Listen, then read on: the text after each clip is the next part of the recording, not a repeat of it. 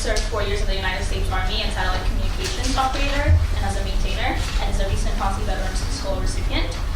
He's a freshman here at Wesleyan right now and intends to major in sociology. So welcome, Jordan.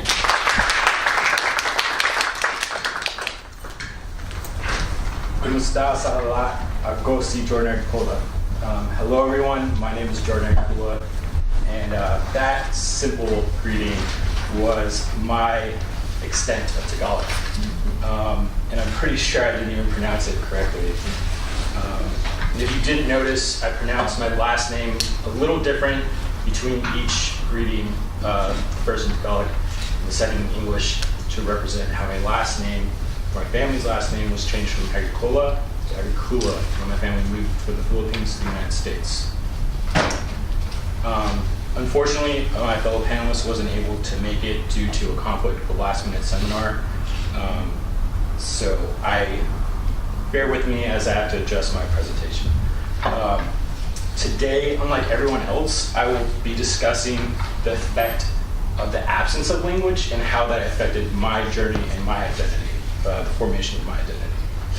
So to begin my story, I have to go back in time to 1956 when my uncle Mariano Agricula was born. And my Filipino grandparents started contemplating a choice many immigrant parents have to make when they come to the United States. And that's if they're going to teach their native language to their children. Unfortunately, my grandparents chose not to teach Tagalog to my father and my uncles in the hope that it would help them assimilate into American society. Fortunately, it worked, but it had some unintended consequences. One of them being that future generations of our family haven't really been able to be accepted within Filipino communities here within the United States. And the second being that we lost communication and touch with family members still living in the Philippines.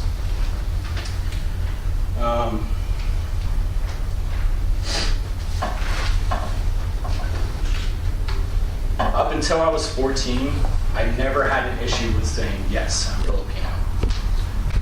But I can still clearly remember the first time I've ever had to deal with an identity crisis and my connection to my Filipino heritage.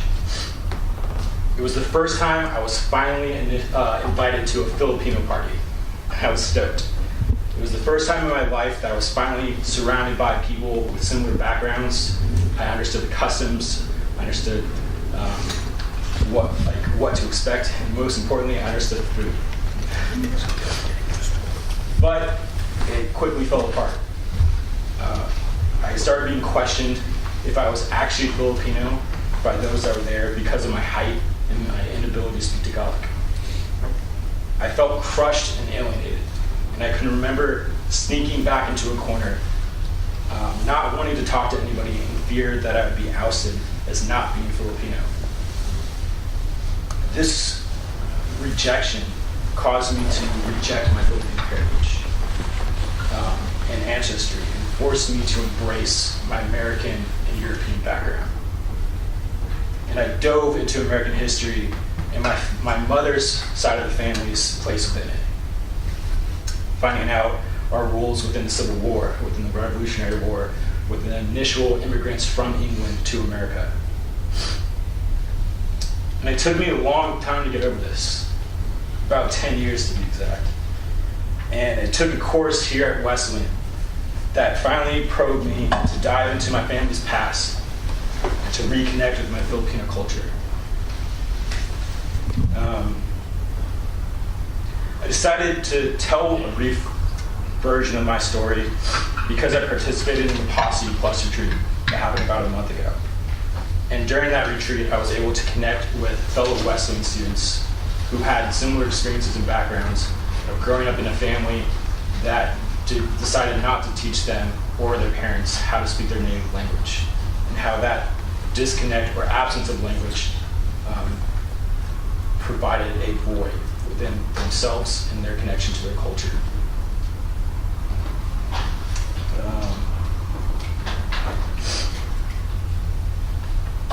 And another reason is that I hope by participating in events like this, that I'm able to connect with my Filipino background and and that I'm able to connect with others with similar backgrounds, connect experiences with that absence of language, and that I'm able to let them know that they're not alone.